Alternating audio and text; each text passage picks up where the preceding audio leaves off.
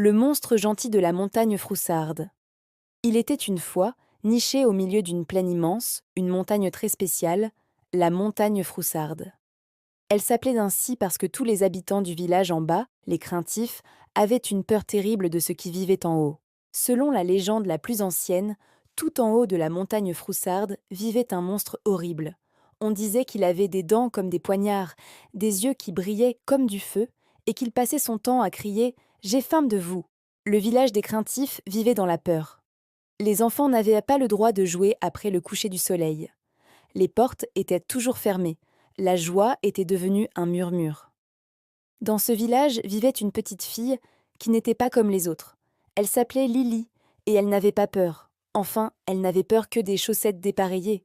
Lily était terriblement curieuse. Plus les adultes disaient que le monstre était horrible, plus elle voulait voir. Comment pouvait-il avoir faim de tout le village? Était-ce une faim de gâteaux, de compliments ou de baisers? Un matin, Lily a pris son sac à dos. Elle y a mis une longue corde, des pommes cueillies dans le verger et un petit miroir de poche pour voir derrière elle sans se retourner. Elle a dit au revoir à sa poupée et a commencé l'ascension.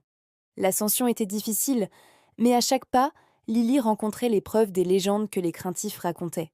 Le sentier des os. La légende disait que le monstre laissait des os d'animaux partout. Lily a trouvé des os. Mais en regardant bien, ils n'étaient pas tranchants.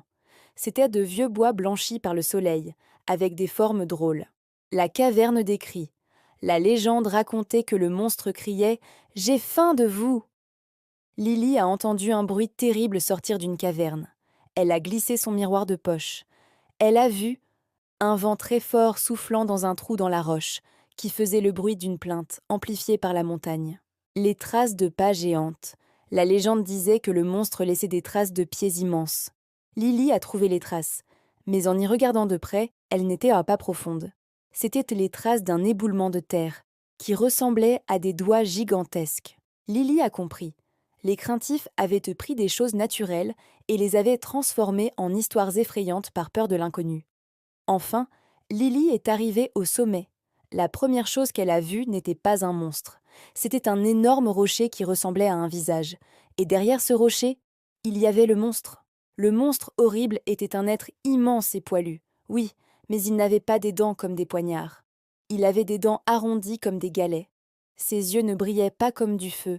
Ils étaient rouges parce qu'il pleurait beaucoup. Il criait non pas « J'ai faim de vous », mais « J'ai froid, tout seul ». Le monstre était couvert de fils, de ficelles et de détritus. Il n'était pas méchant. Il était emmêlé. Il n'arrivait pas à se débarrasser des objets qui s'étaient accrochés à lui lors des tempêtes. Le monstre a vu Lily. Il a gémi. « Oh non, ne cours pas, j'ai peur des petits êtres qui courent. » Lily a sorti ses pommes. « Moi, j'ai peur des chaussettes dépareillées. Mais toi, tu as l'air plus effrayé que moi. » Lily a mangé une pomme et a commencé à défaire les nœuds.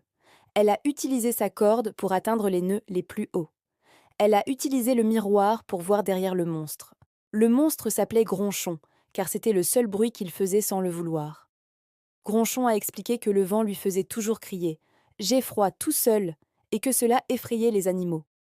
Après des heures de travail, Gronchon a été libéré de tous les détritus. Il s'est étiré, il s'est senti libre. Lily et Gronchon sont descendus de la montagne Froussarde. Gronchon n'avait plus besoin de crier. Les craintifs ont vu arriver l'immense créature et la petite fille. Ils ont paniqué. Ils ont crié.